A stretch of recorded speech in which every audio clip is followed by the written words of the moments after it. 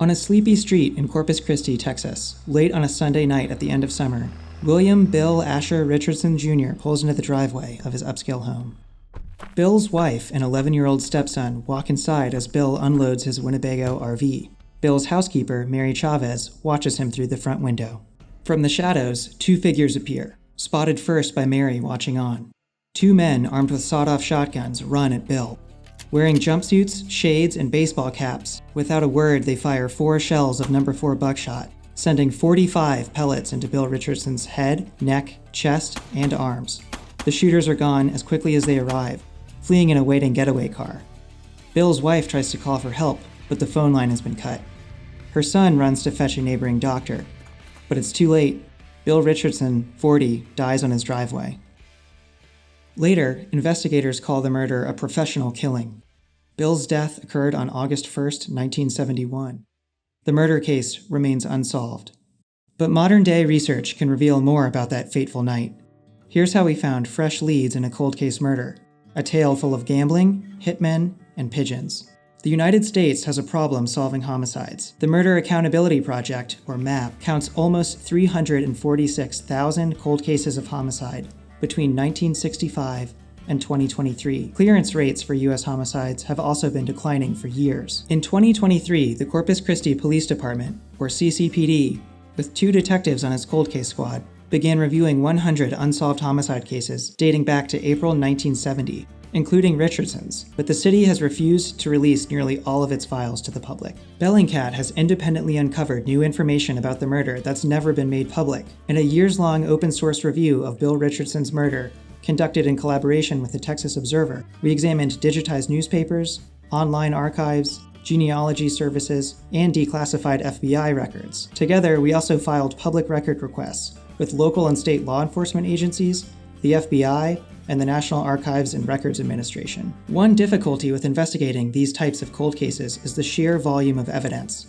The FBI, for instance, has more than 12,000 pages and more than 2 hours of audio related to Bellingcat's requests for records on one potential suspect, but it released only 29 pages. The waiting period to receive all of these files, a spokesman said, is 6.5 years. We spoke to those familiar with Bill's case and those who knew him personally. Despite over 50 years passing since the murder, we found some were unwilling to publicly comment on the case due to its apparent ties to organized crime. Bill Richardson came from a wealthy family. His father, William Asher Richardson Sr., was one of the first Texas oilmen, founding the Richardson Petroleum Company, but he later died by suicide after facing financial strain. At a young age, Bill was a troublemaker, moving through 3 different high schools before dropping out. By age 20, he had joined the U.S. Marine Corps and fought in the Korean War, where he was wounded and later decorated for his service. Following in his father's footsteps, Richardson Jr. then built his own company, Richardson Petroleum Enterprises, Inc., and spent his weekends playing high-stakes poker, attending prestigious shooting tournaments, and on fishing trips in the Gulf of Mexico. Bill allegedly used to place bets of up to $50,000, or about $388,000 today, on games of dice. He also traveled in style. He flew around in a customized P-51 Mustang fighter plane to manage his oil business. Just like his father, Bill started to feel the strain of running an oil empire. His oil business dried up, and in 1969, around 2 years before his death, he filed for bankruptcy, owing about $3.3 million, or about $28.7 million today. Roughly half of those debts were owed to 125 unsecured creditors. To make ends meet, Bill turned to the sport of Colombier-style pigeon shooting for income. A blood sport popular in Spain, Mexico, and Argentina, it involves a skilled thrower, a colombier, pitching live birds that are difficult for the shooter standing behind him to hit. Richardson was named one of the sport's best shooters and was 3 times selected to represent America by its governing body. The night of his murder, Bill was returning with his family from a pigeon shoot in McAllen, Texas. Chip Hogan is the son of Bill's close friend. Chip and his father had spent the day with the Richardsons and were some of the first on the scene after Bill's death. We had been home just a minute. I think I remember Dad just sitting out in his lazy chair. Phone rings, my sister answers, and then she got real serious and she handed the phone to my dad, and he was saying, "Come quick, Bill's been shot." And me and my dad, we jumped in the bed and we got there and we passed the cops on Everhart and the ambulance. And they parked in the front, and for whatever reason, he went to the front door, and I was going to run around the little archway that goes in their driveway. which I did. And about that time, a police officer had pulled up in the driveway, and I was making that little turn right there. And then I just remember him telling me, stop. And I looked over my shoulder at the police officer. And about the time I did that, I tripped. It all happened real quick. And then when I fell on the other side. I'm pretty sure on the other side of Bill's body. And I got up, and his guts were blown out and the side of his face. It was a really gory scene.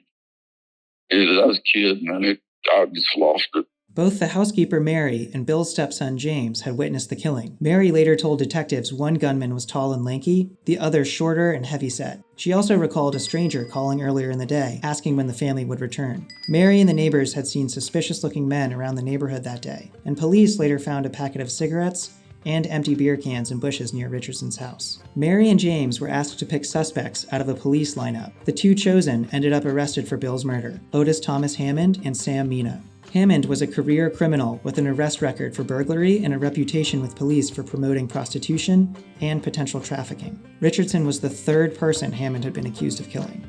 According to a Bellingcat review of Texas Department of Public Safety, electronic records, and detailed reports obtained through public information requests. Both Mary and Bill's stepson had identified Hammond as one of the killers. In conversation with Bellingcat, Chip Hogan also claimed to have seen a man resembling Hammond in the background of the pigeon shoot the weekend of the murder, also identifying him in the police lineup. Despite this, Hammond's trial collapsed when defense attorneys picked apart witness statements and produced a woman who claimed to have spent the evening of the murder with Hammond in Fort Worth. He was acquitted by the jury and left the court smiling, wearing shades, with a cigarette in his hand. Sam Mina also had a significant criminal history, including arrests for burglary and robbery and a 1959 jail escape. While jailed for Richardson's murder awaiting trial, Mina allegedly tried to use a cellmate to recruit a contract killer to kill Richardson's housekeeper before she could testify as a witness against him and Hammond. Police officers' testimony lists this contract killer as Tommy Gibbs. Police also suspected this Gibbs character to have been the getaway driver for Bill's murder,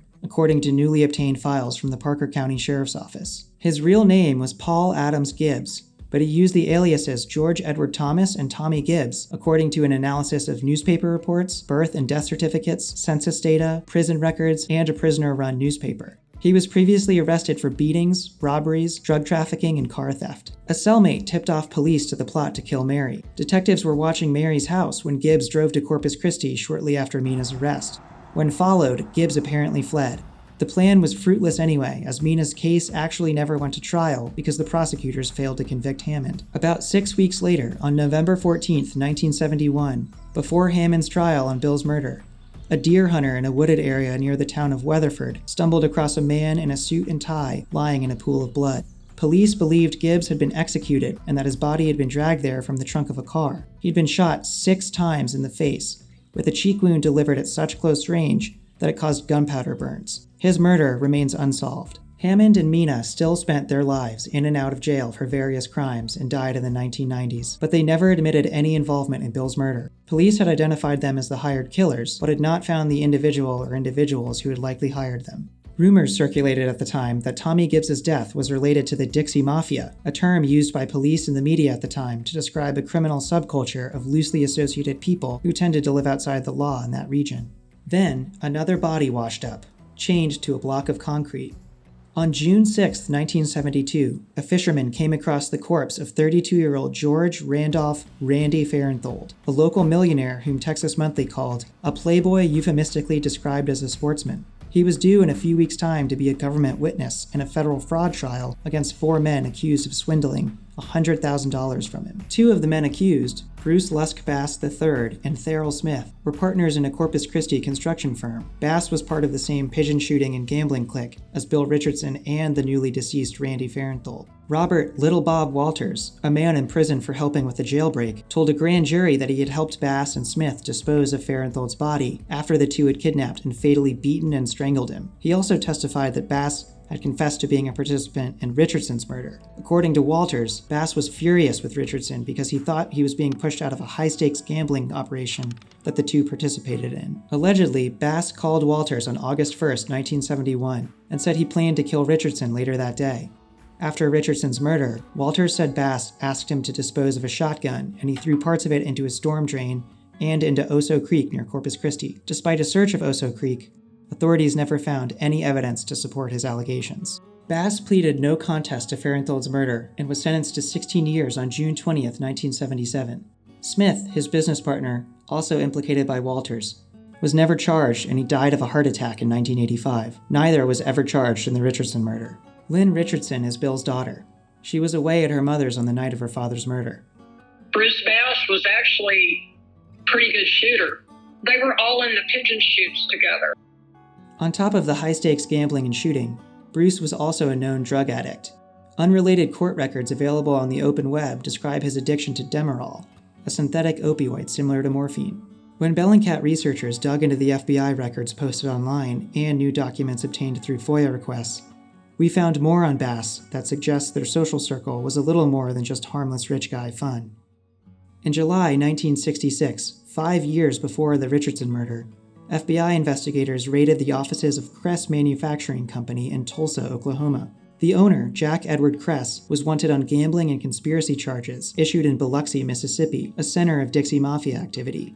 Kress Manufacturing had been producing and distributing illegal gambling equipment, including loaded dice and altered playing cards, which were being shipped nationwide.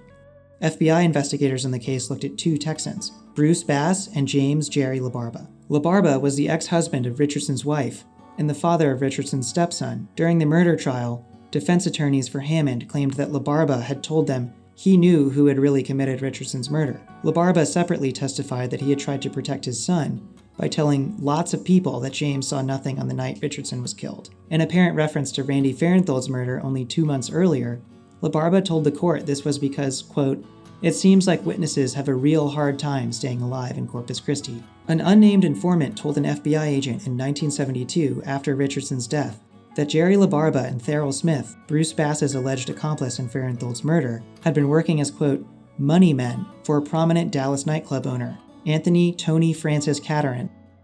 Caterin was investigated by the FBI for racketeering and for links to infamous New Orleans Cosa Nostra boss Carlos Marcello. Quotes attributed to a Texas Ranger who worked on the Richardson case claim that Richardson's gambling circle with Bass and LaBarba included, quote, "an influential banker in Georgia, prosecuted for embezzlement." Lamar Hill frequently chartered planes in the 1970s to Texas, Las Vegas, and the Caribbean, reportedly to gamble with friends. In 1973, Hill was convicted in a massive embezzlement case after stealing more than $4.6 million, or about $34 million today, from his bank over the course of 21 years. It's my understanding at one point that my father and Bruce Bass were gambling against this banker. And my dad thought that if 2 of them were taking this amount of money, 3 people could really get some. So he invited Jerry LaBarba into it. And it made Bruce Bass mad, and he said, "Well, I'll get you for this." So we just always assumed that Bruce Bass was the one that had him killed. Chip Hogan recalls betting often taking place in and around the pigeon shoots. When we got in the motel room, Jerry had a bank bag that he hid up underneath the bathroom sink, and it had $18,000 in it. That's what the number sticks in my head. I remember thinking that was the best, most cash I'd ever seen at one time at that, in those days. The case remains unsolved, but from the new documents we obtained, it appears that Bill Richardson had got into gambling and had debts with influential and potentially criminal groups, some of which knew his movements around shooting tournaments. The Corpus Christi Police Department has asked anyone with information regarding the unsolved homicide of William Bill Asher Richardson Jr. to contact the Corpus Christi Police Department's Robbery Homicide Unit at 361-996-2840. Callers wishing to remain anonymous can submit tips through Crime Stoppers at 361-888-TIPS or online using the Crime Stoppers app. You can also contact Peter Barth, an investigator at Bellingcat whose work focuses on organized crime. Contact him at peter@bellingcat.com.